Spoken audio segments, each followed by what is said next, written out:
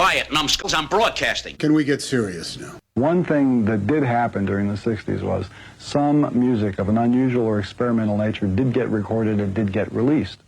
Now look at who the executives were in those companies at those times.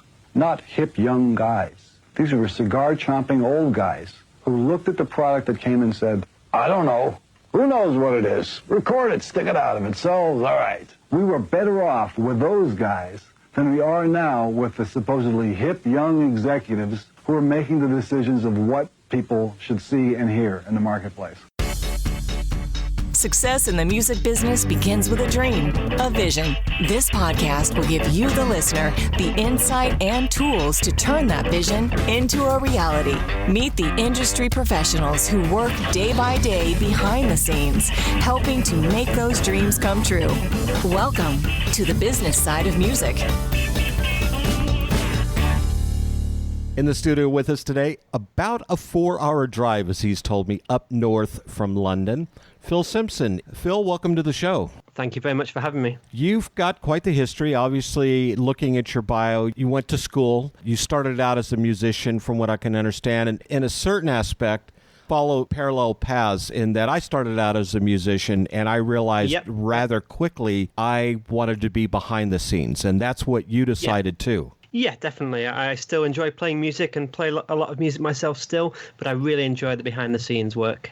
How did you decide to become a booking agent? I have to say that is probably, from personal experience, one of the hardest jobs in the music industry. Why did you choose to go down that path? Yeah, so it was really from putting on concerts myself. I started doing that and got a bit of a taste for it and discovered that by putting on a concert as part of a tour for an artist, that I was very much part of the artist's career at that moment in time.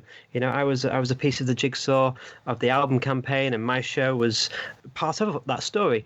And I soon realized that actually I'm really enjoying being part of the story, and perhaps it would be cool to try being the person on the other end of the phone, where you're actually really working closely with the artist and their team to actually build their career. So let's go back a step before that. When you went to school, when you were in the university, you realized, that being behind the scenes was more important than being, to you personally, than being on the stage.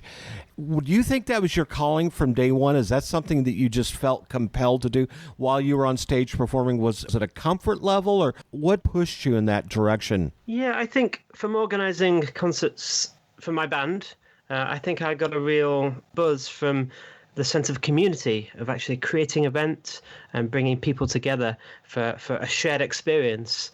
And I think that's it, really. And to this day, I'm very proud when I go to a gig that I've been involved with.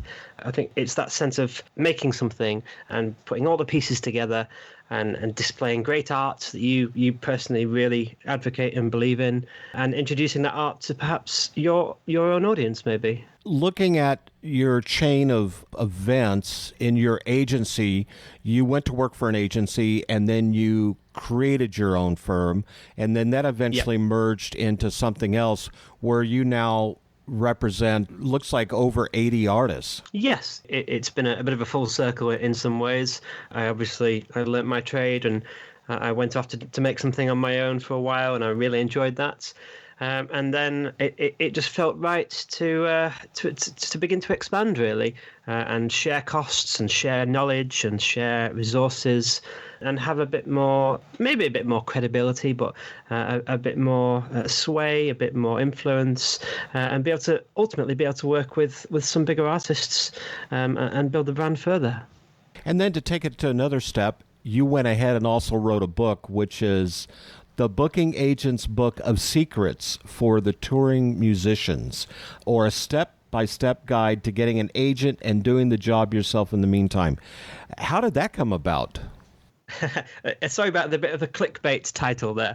I do a lot of artist mentoring aside from my booking agent work, and I get a great deal of satisfaction from helping artists on the way, because I think there are a lot of artists out there that, we're all winging it in this game to a point. I'm a believer that there is perhaps no tried and tested method that works for everybody. And a lot of artists are scrambling around and they're learning their trade as they go. And I think there's not enough resources out there give these artists a bit of a helping hand and a bit of a push in the right direction. Don't do this show, do this show.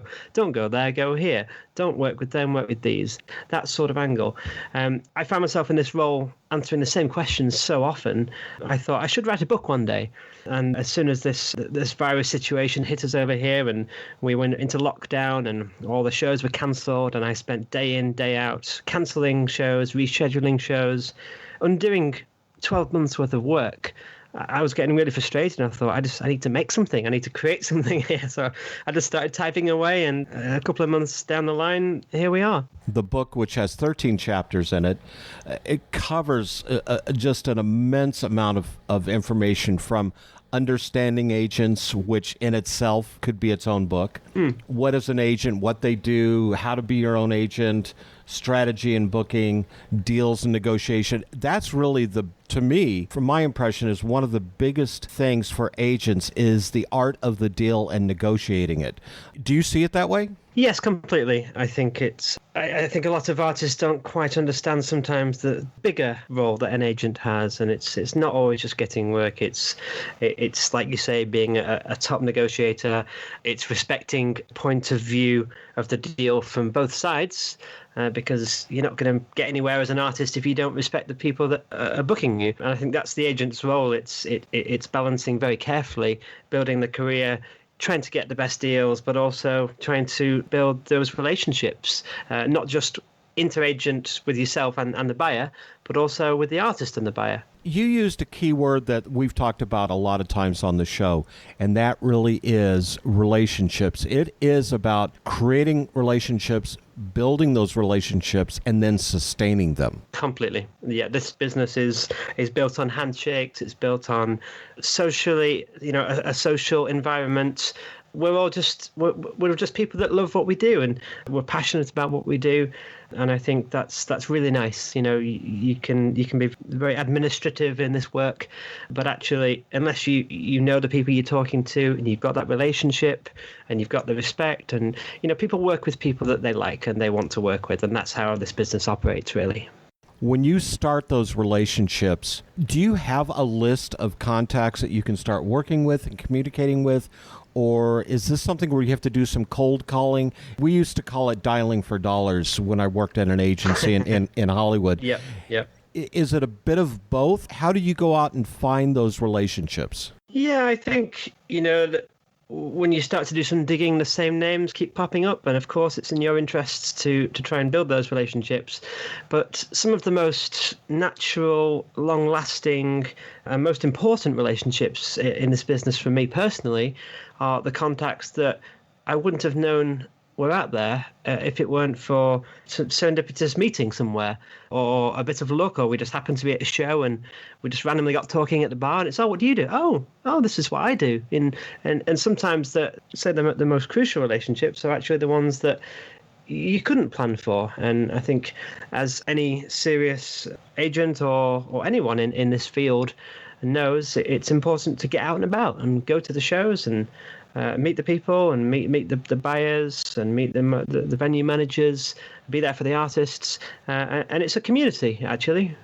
You brought up something interesting in that it's getting out and meeting the people. Do you think that's becoming a lost art because of all the social media now? Everybody seems to be interacting digitally, and I'm not talking about because of what we're dealing with COVID-19. We'll get into that in a minute. Yeah. But, it's, for me, I'm a people person. I love to talk to people. Yeah. I love to communicate with them. And, a lot of times there can be a misconception or a misinterpretation when you message someone or you text someone or you email something. The voice is still that common denominator.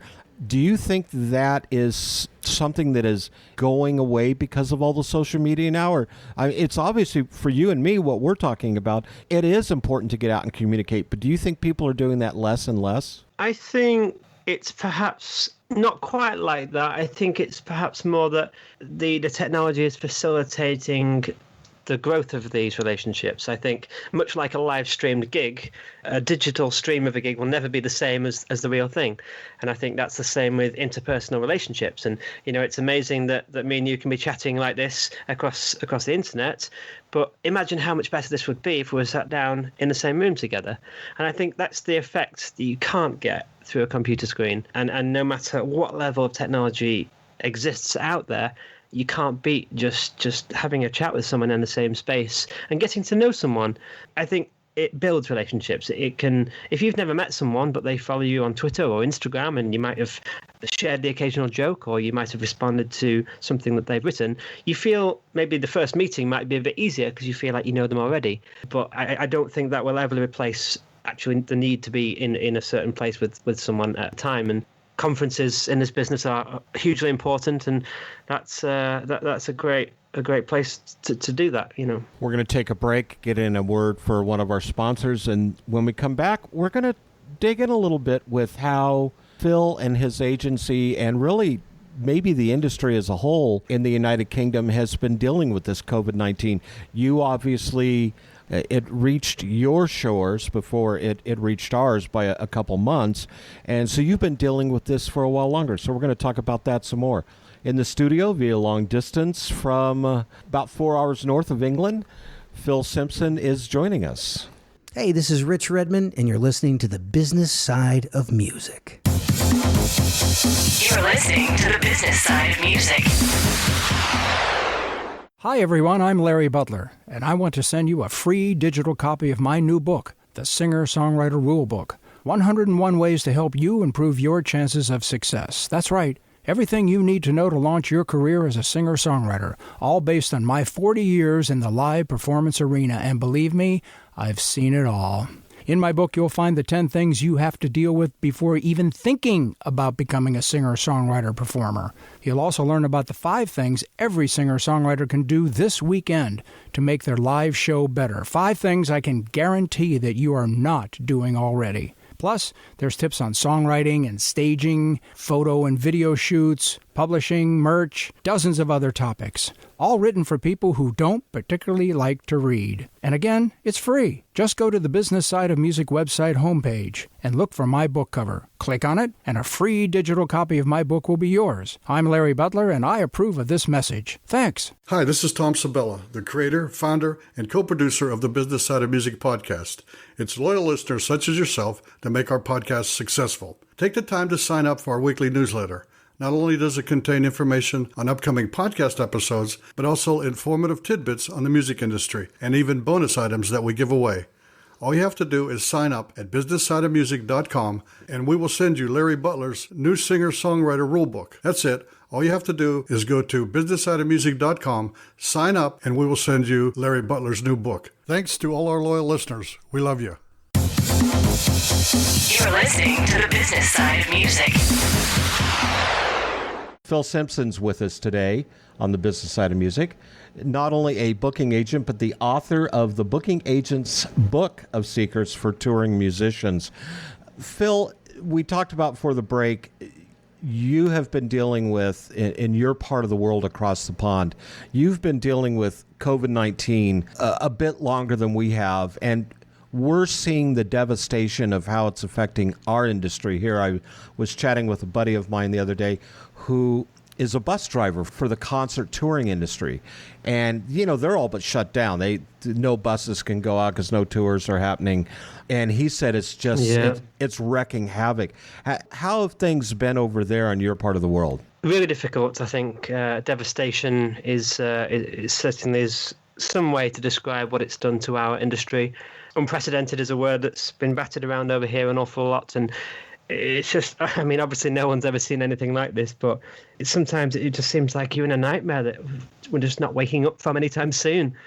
There is not a single person that, especially in this industry, that this virus hasn't affected, and it's a very grim time, to be honest. In some ways, it could be good because it's making us all pause and think about what we do, and maybe on the other side, the industry might come out a bit stronger and a bit different, a bit more efficient, a bit more leveled, perhaps. But at the moment, it's just really hard, to be honest. When this started to happen, and I know here in the States, agents were looking at delaying some dates, and then they had to postpone some dates, and then eventually they were just canceling dates. We're now looking at realistically 2021 at the earliest before we see anything of any substance. Is it the same thing there for you? Completely the same. I mean, early March, we thought this probably won't affect us too much. By the end of March, we'd moved all our shows to September, October, and then sort of coming into May, we moved them all again, and we've lost a lot of shows in the meantime.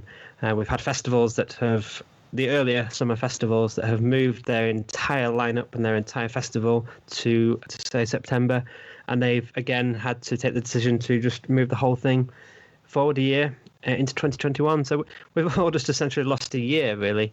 All the festivals have retained their same lineup that they had this year, which of course in turn affects artists that might have been having a quiet year this year and wanted to come back with a new album next year, but they're not going to get any festival bookings because all the festival lineups are already full. It's really difficult. With that being said, how are you as an industry over there maintaining business? And I'll preface that by saying we're now seeing something that I don't know if the United Kingdom has in its place. We have drive-in theaters here in many parts of the country. Not as many as we had, say, 40 or 50 years ago.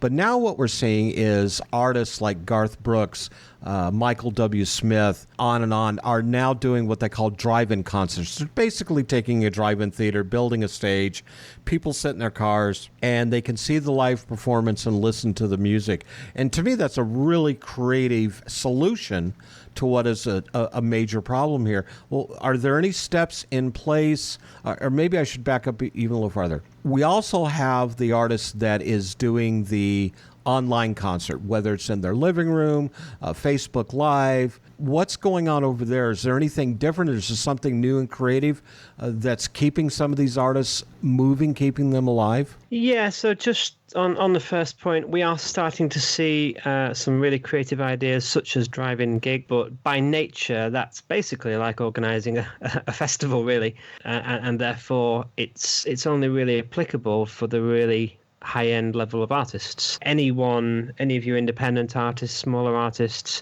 they're not going to get a look in, and neither do they or their teams have the resources or the financial security to be able to risk to put on something like that. We are seeing a lot of online stream gigs. When this all first happened, you couldn't turn on Instagram or YouTube or Facebook without seeing so many, 10 different artists at any one time streaming live. Everyone's got a lot better as the weeks have gone by, for sure, and the sound quality is getting better, and people are dressing their rooms up a bit more, and they've got these cool subtitles scrolling, and they've got the tip jars, and they're trying to engage with their audience as much as possible.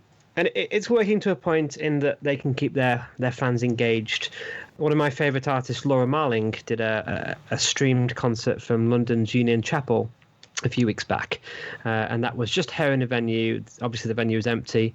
There are a couple of camera engineers, beautiful lighting, beautifully filmed, excellent sound, and that was perhaps the best example of a live streamed concert we've seen over here. You had to pay.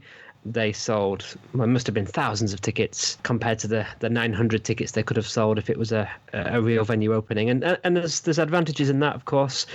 But, I bought a ticket. I was excited the whole week up to it. Sat down, got it on my TV, got the sound blasting out, and this is great. But after 3 or 4 songs, I was on my phone, just not even thinking about it. I was just scrolling through Twitter on my phone. I got up to get a drink. I wasn't engaged, and that is the difference between a real concert and something you're watching through your TV screen or your computer. That no matter how much the artist tries to engage, you just lose it, and that's the sad thing. And that is that what I'm taking solace in is that the live experience will never disappear. It's going through a really tough time at the moment, but it will always be there in some shape or form. And at the same time, I also think the live streams will always be there now, going forwards in some shape or form. we shall just see an evolving process of how the artists are going to use them best to augment their proper gigs, as it were. I agree. I think the live gig, that engaging with the audience and the artist, the thumping of the sound in your chest, just the whole atmosphere of the audience collectively cheering on the artist, I think is so important. And you're right. We now have, and we've had for so many years, so much distraction when it comes to the phones or the tablets or the 500 channels of television or Pandora or Spotify. Do you think this is going to be a problem when we get back to the actual live performance in venues?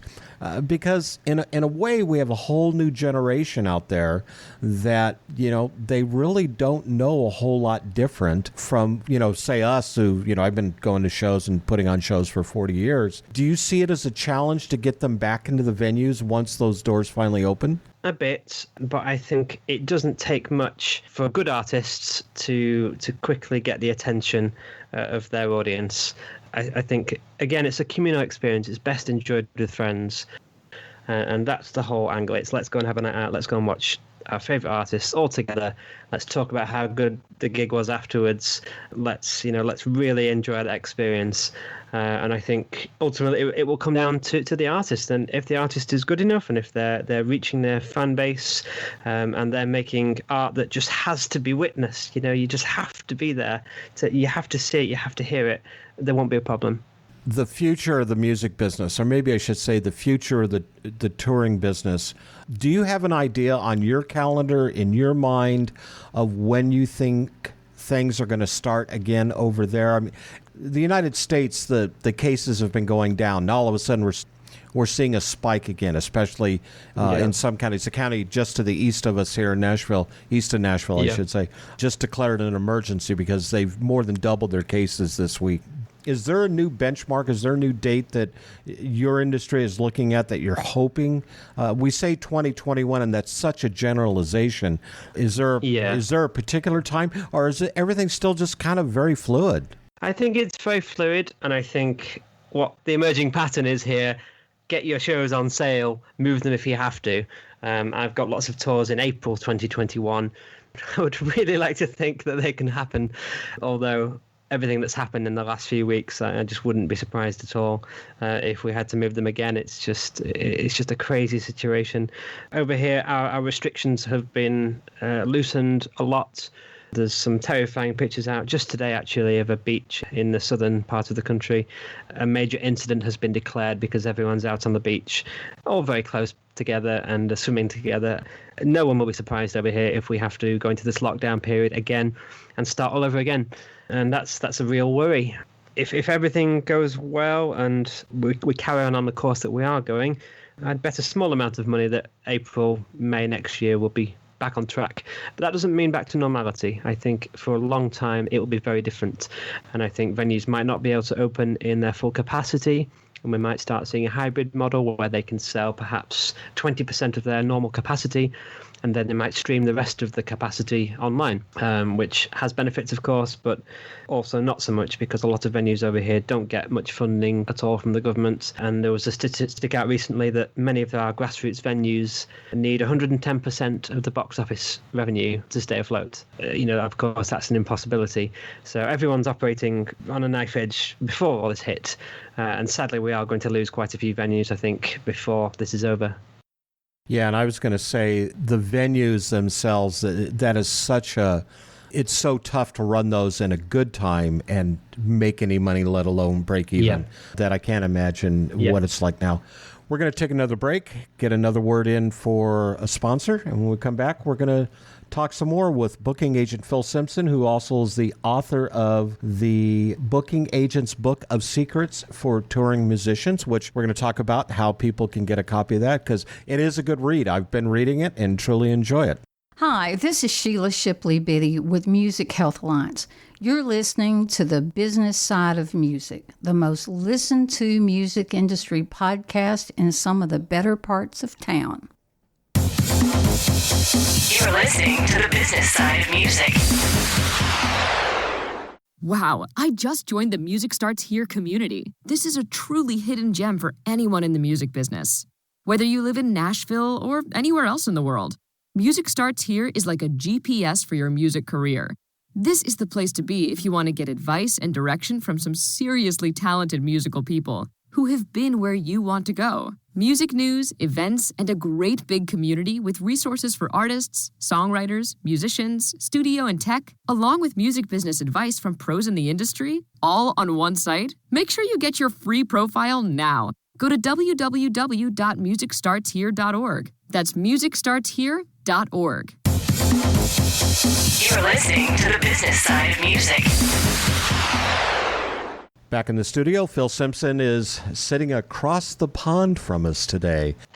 Normally our guests are across the table, but as people have been listening to the podcast, for about the last couple months, we've been doing something that I talk about practicing social distancing. In fact, Tom, my partner on the podcast, he and I were talking about when we thought we could get back into our studio in Franklin, Tennessee, to begin having guests come back in. And it's tough because they're still not open, and they're not going to be open anytime soon. So we're all creating new ways of getting the product out there. And it has slowed us down a little bit.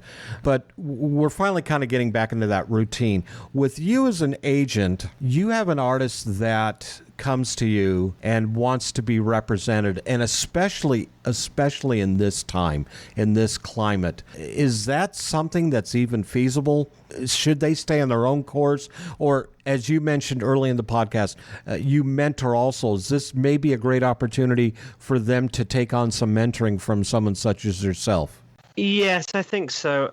I think nobody in this business is making sort of serious decisions like that at the moment. I think the sensible people are just pausing, they're taking stock of what's happening, they're looking at what their business looks like in the future. Yeah, I normally get a few emails every day about representation. I've not had one for a long time, and to me that's a good thing, because now really isn't the time to start badgering agents that are, quite frankly, more concerned about retaining their livelihoods and their businesses and their staff and everything else, and not even thinking about booking any new shows, let alone new artists.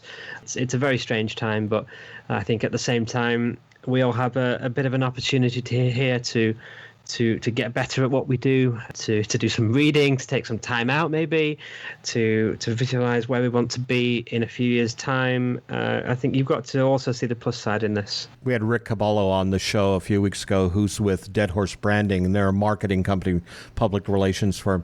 And that was one of the key things we talked about. This is really a great time during this downtime to really get in there and do the things that you haven't done before, which is create your brand, get out there and make sure your social marketing is in place, build your website. Because when the doors open again, those are things that you're going to be looking for as an agent to see what they've gotten accomplished on their own. Completely. And, artists and industry, we're notoriously bad at about these ever increasingly important things like branding, like social media. We don't have the time, but that's because we don't realize the value in them. Just in this lockdown period alone, I signed up to Instagram, and I've started building that part of what I do, because I knew that that's a start. I don't know where I wanted to be, but I knew that was doing something. Then when the book sort of came and that whole journey carried on through, I look back and I think I'm really glad I made that Instagram account, because I don't have time to do it now, and I probably never will, but I can now have time to. I've now seen the value that it's given, and I can continue to keep that up. When it comes to the mentoring aspect of you providing services, is it just from a booking agent capacity? Is there a larger mindset where you can provide them more tools to help them advance their career? Obviously, I'm talking from a booking agent's perspective, but I do have experience in other parts of the industry as well. So it's more of a coverall approach, and whether it be a quick question about when would be the best time to release an album, or do you know who I should contact at so-and-so label, or am I wearing the right shirt? Does this brand, does my image look right for the music I'm making? Anything really. My interest is just giving them a helping hand from a completely subjective view that's just telling them how it is, really. Gotcha. First of all, how can people get the book? So the book is available in ebook formats from Amazon. There is also a paperback version on there. I also have a website, which is www.touringartiststoolkit.com. And it's also available on Etsy as a PDF download. Thank you so much for being on the show, Phil. This has been great. Thank you so much for having me, Bob. I think you've got a fantastic podcast here. And I think one of the things in my mentoring, it's like, are you doing your research? Are you listening to all these podcasts? Are you reading these books? Are you following these blogs? And it's a really valuable resource, because when else could artists hear from industry professionals giving their honest insights into things? Appreciate it. Thank you so much. That's great work. The Business Side of Music is the creation of Tom Sabella and Tracy Snow and is produced by Bob Bender. The Business Side of Music is recorded at Music Dog Studios in Los Angeles, California and Nashville, Tennessee. Production sound design by Keith Stark. Voiceover and promo by Lisa Busan.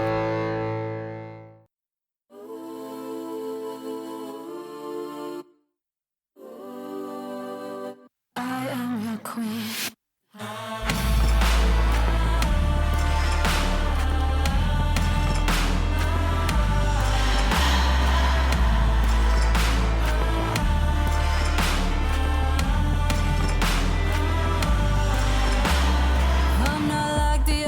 I don't get on my knees to beg for your love. I do what I please.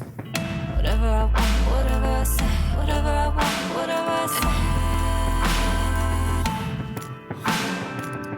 Whatever I want, whatever I say, whatever I want, whatever I say.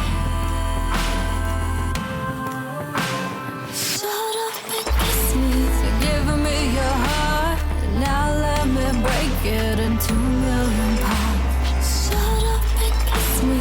I'll haunt your dreams. Bow down to me now like I am your queen.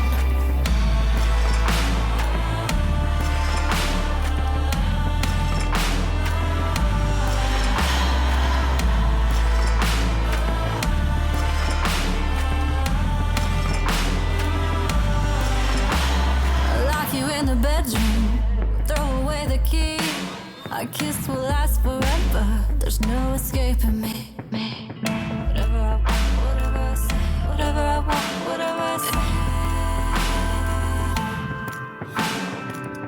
Whatever I want, whatever I say, whatever I want, whatever I say. Shut up and kiss me. You're giving me your heart, now let me break it in 2 million parts. Shut up and kiss me. I'll haunt your dreams. Bow down to me now like I am your queen.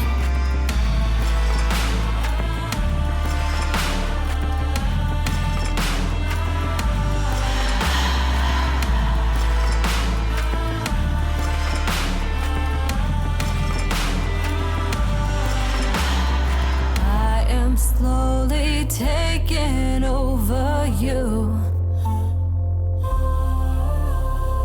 And there's nothing you can't do. I am slowly taking over you. And there's nothing you can't do.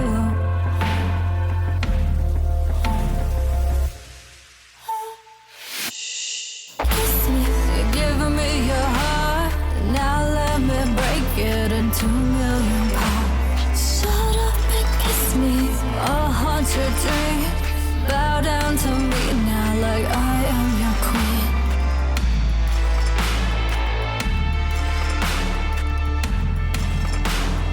I am your queen.